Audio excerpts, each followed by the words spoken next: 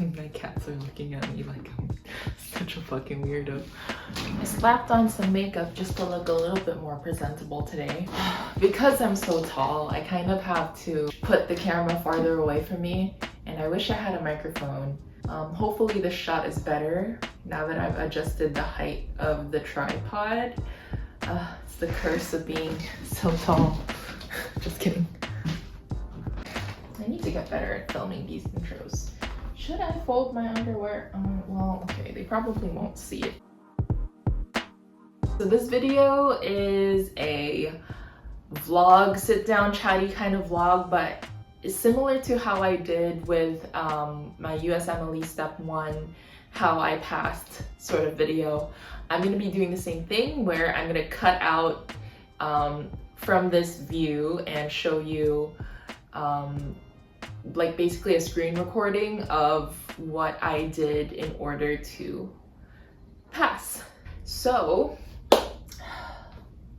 let's get started. So I'm sorry if this goes a little bit all over the place, but I'm gonna try my best to edit it and not have it be as much of a rambling mess as the other one was. And if you watched that one, thank you very much. I have rewatched it probably like twice now, and I'm just like, why did I even post this? But it's okay. I had a few people comment on that video with their thoughts and insights, and I just really appreciated that they took the time to, one, watch my video, and two, leave some words of encouragement. I don't know if I came off as someone who's probably clinically depressed or have symptoms of clinical depression.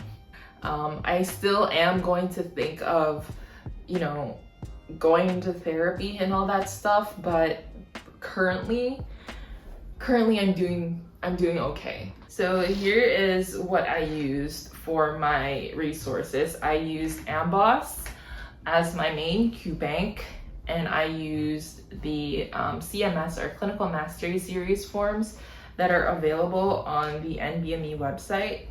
I will link everything that I used down below if you're curious and if you want to use those too.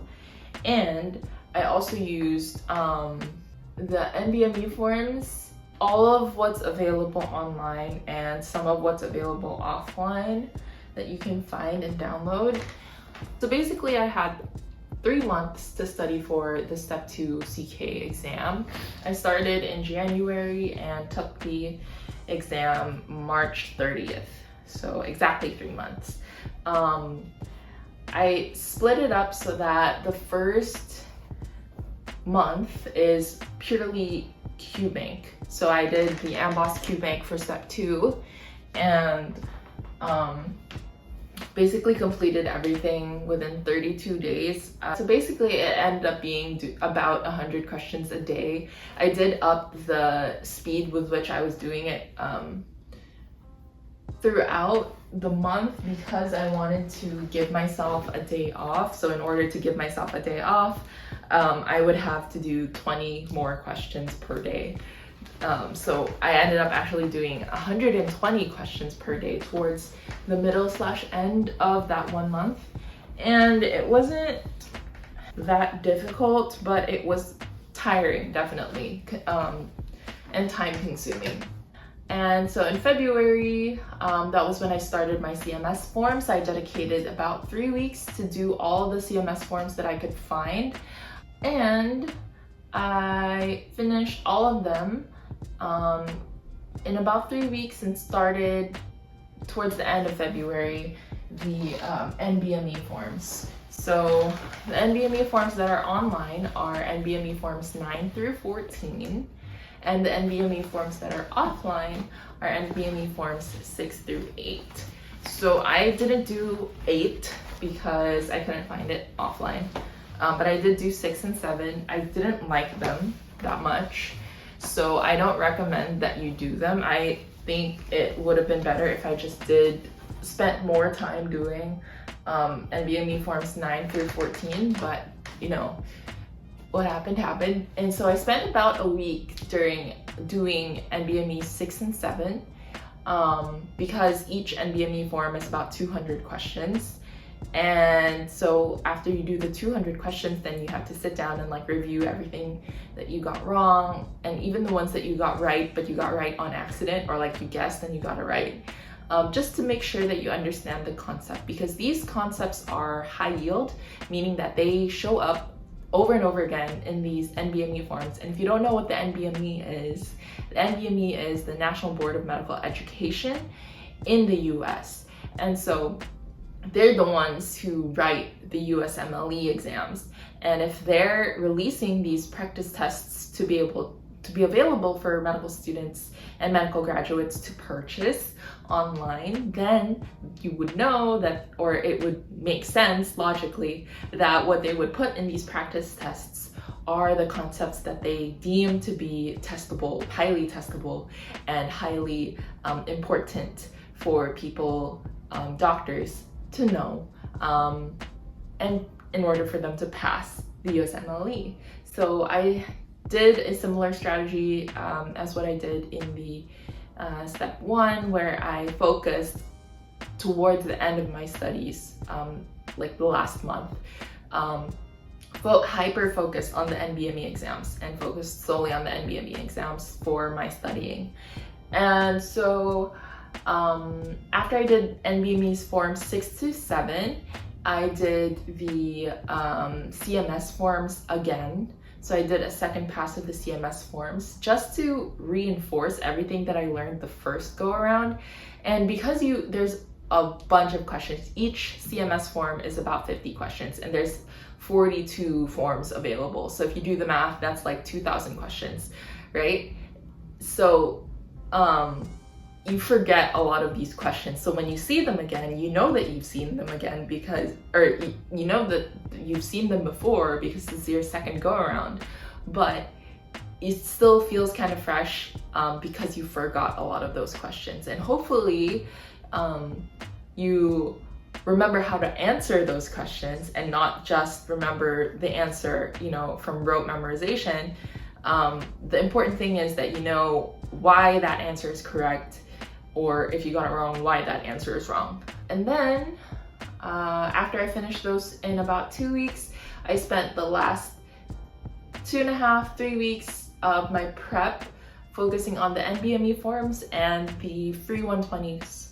And then I did a little bit of UWORLD self-assessments that you can purchase as well. In my opinion, the ones that helped me out the most in terms of which ones felt most like the step 2 exam now that I've sat through it is the NBME forms and the free 120s. So there are 3 free 120s that you can find on the internet. One of them is available through the website of I forgot what it's called, but I'll find it and I'll link it down below.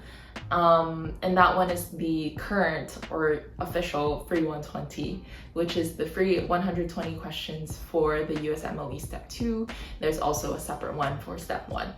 And then you can run it through your computer like how you would do it in the testing site. So it gives you an idea of what it would actually look like on test day. But there are also the old free 120s that you can find as PDF files on the internet. You just Google the old free 120 and you can find the version that was right before this current version, and then the one previous to that one. So those 360 questions essentially are very, very important to go through in order to pass USMLE Step 2. So then I mentioned that I also took the UWORLD self-assessment. I took 2.5. So I took self-assessment 1, half of self-assessment 3, and then the full self-assessment 2. So when I did self-assessment 1, I kind of just wanted to see what it was. Since I didn't do UWORLD for Step 2, I did Amboss. I wanted to see how different it was from Amboss and how different it was from the NBMEs. And the difference is pretty stark. Like UWORLD self-assessment 1 is very, very long question stems. I remember each block I ran out of time for the practice, the UWORLD self-assessment 1. And then I also scored really poorly on that one. Like barely passed on UWorld Self-Assessment 1. And I compared to how I was doing on the CMS forms and on the NBME forms, I was like, that's not right. I'll forget the UWorld self-assessments. So at that point, I had already done like half of UWorld self-assessment 3, and I was like, nah, I don't want to finish it. So that's why I only did half of UWorld self-assessment 3. I also did UWorld self-assessment 2 when I ran out towards the very end, when I ran out of self-assessments to do. Like, I finished all of the NBME forms, I finished all of the 120s, and I was like, okay, well, I should probably try to finish the UWorld self-assessment 2. So I did, and I scored way better on the second self-assessment compared to how I did on the first self-assessment that I did with UWorld. It still wasn't quite as good as how I did on the NBMEs. Then when I go through the screen recording of my scores and my performance, you can see kind of the discrepancy that I'm talking about right now. Hi, so this is me editing the video, and I realized that I didn't mention where I got the strategy for how I studied for USMLE Step 2 CK, and I know that I mentioned him in the Step 1 video that I did, but I should also mention him in this video because my strategy came from Mehlman Medical, so that's Mehlman Medical at YouTube, and he also has his own website. And so that's where I got the idea of doing one Qbank and then the CMS forms and then the offline NBME forms and then a second pass of the CMS forms before going through NBMEs 9 through 14, which are the online NBME forms. And then he was the one who said that there was no real difference between Amboss and UWorld. In my opinion, I do enjoy Amboss more than UWorld because Amboss just makes it a little bit more interactive in terms of how you learn, since they have hyperlinks per answer choice or like per concept that they haven't fully explained in their explanations. And because of that, it's very concise, but also if you want to delve deeper into it, you can definitely delve deeper into it. Whereas in UWorld, it's kind of just like a block of text that they have for explanations, and then if there's something that you don't really understand, then you can highlight it and then take note of it and then go through your own materials like first aid, for example, to read up more on it. Whereas Amboss has their own kind of text/articles that they have for their different high yield topics. And so for that reason, I think Amboss is better than UWorld. But yeah, I didn't really use any UWorld for this preparation. I also forgot to mention that I didn't use first aid or any like textbook kind of material for the preparation. I stuck with solely questions and explanations for these questions. I didn't use any Anki or Anki flashcards as well. I really just focused on the questions and trying to read through the explanations and not memorize, but really understand why their explanations are that way. Because if you understand the basis of each answer choice as you're reviewing for the examination, it can help you much easily figure out their thought process for the purpose of this question and what they're testing you on. And so that when you're doing the test on exam day, you have this sort of like instinct of, hey, I think they're wanting me to pick this answer choice based on the clues that they gave me from the question stem. So yes, I think in preparing for step 2, if your foundation for step 1 is already pretty solid, then it's not necessary to go back through like first aid, pathoma, sketchy, or like those other lecture style videos in order to relearn the material. It's really just practicing with questions. Now, if you're taking step 2 and it's been years since you took step 1, then it might be worthwhile to, have a review book companion to your questions. But if you feel like your knowledge base is pretty solid, then I think Amboss or UWORLD is a very good learning tool. And then in order to assess how well you've learned the material from Amboss or UWORLD, then you can practice with the remainder of the available practice questions. And there's a plethora of practice questions available online. You just have to know where to look. So this is my Gantt chart for step 2. I made a big spreadsheet for my step 2 Gantt chart, and basically I spread it out into 3 weeks of studying. My target date was at the first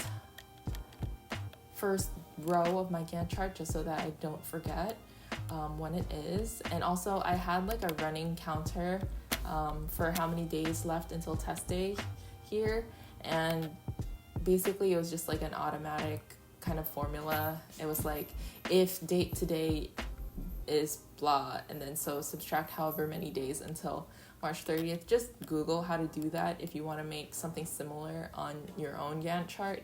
But it's very easy to find the formula that'll help you create like a counter that would automatically count down the days every time you open your Gantt chart.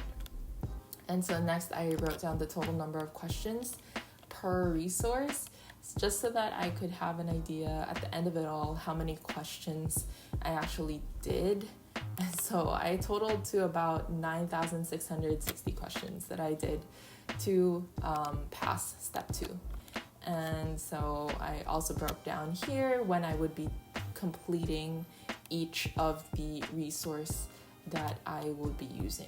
So the resources that I used, so I named them as tasks, but actually they're resources. So that would include Amboss, the CMS forms, the NBME forms 6 through 8, a second pass of the CMS forms, NBME forms 9 through 14, the new and old free 120s, and UWORLD self-assessment tests.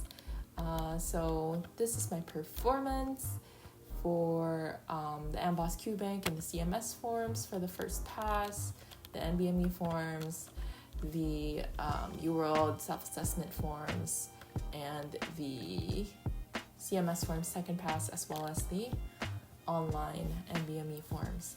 And so I guess take it with a grain of salt, the predicted scores that you get from these practice exams, because my score actually ended up being lower than any of my predicted scores, except for this one score that I'm gonna, kind of chalk to being just having a really bad test day. I don't know what happened there. But on the actual test day, I didn't score as high as I was scoring on my practice exams, which is very, very unfortunate, but it is what it is. Like at that point, I was just really glad that the exam was over with and that I didn't have to take it again, because 9 hours of exam taking is freaking brutal. So I'm really glad that I don't have to do it again. But if I had a chance to kind of go back in time and tell myself or give myself advice, I would tell myself to probably spend another month studying, because I should have made it a point to be consistently scoring above my target, like way above my target score, because my actual score wasn't reflective of my practice test scores. So if you want a score reveal, I'm sorry, I'm not going to do a score reveal. mostly because I'm super disappointed in myself that I didn't reach my target score, but also because of privacy reasons, you know, like, this is the internet, and yeah, I hope that you understand. Okay, so next is what I did with tracking my progress in terms of graphs. So I made these tables just so that I could track my average score in chronological order of when I took those practice tests or practice questions. And so my performance hovered around the 75 percentile or 75% correct range, which I guess kind of correlates to my actual score, but still. This is just for me, like a tool for me to be consistent or to show how consistent. I'm sorry if you can hear my cat in the background. She's meowing because she wants to go outside. I will deal with her later, but for now, let's just finish going through this. And so the next one is just a comparison of how I did my first pass versus my second pass, and there was an increase, so that's good. So all in all, did I think that this was helpful in terms of helping you pass the exam? Definitely. Being able to see how you track or how you progress through the different question banks and practice tests can help you gauge where you're at in terms of your step 2 preparation. So yes, I suggest making a similar one. But if you were using UWorld would do this for you. So yeah, like if you weren't using UWorld and you want to do this for example, your NBME forms, it's highly helpful to track your progress. So what's next, and how do I move forward from this? So this is my plan now that I've finished all the required exams to get ECFMG certified through Pathway 1. Some of these I've already accomplished. So number 1, gather and prepare all the documents required for ECFMG certification. Number 2, submit the application for ECFMG certification. Number 3, email connections for observerships, research opportunities. Although my number 1 priority right now is US clinical experience for US letters of recommendation. Also the research opportunities, but those can follow. And then secure some letters of rec from the Philippines, just in case I don't get enough from the US. And then write rough drafts of personal statements. And then lastly, learn more about the program, specifically score cutoffs if they have any, IMG friendliness, their location, and any areas of research or core values that they have. So that's pretty much it. Thanks so much for watching, and I'll see you on the next one.